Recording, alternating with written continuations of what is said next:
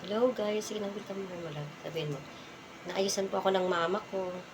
Ayos pa ka ng mama ko. Kasi atin kami ng Halloween party sa school. Ito, nag-aayos na kami ng hair. Hello. Salita ka.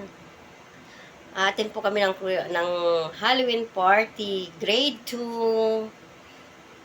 Mamaya mga 1 p.m.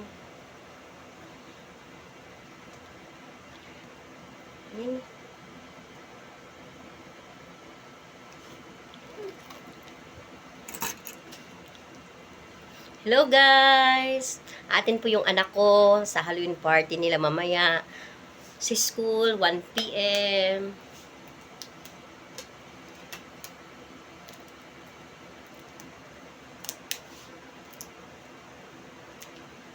Halika.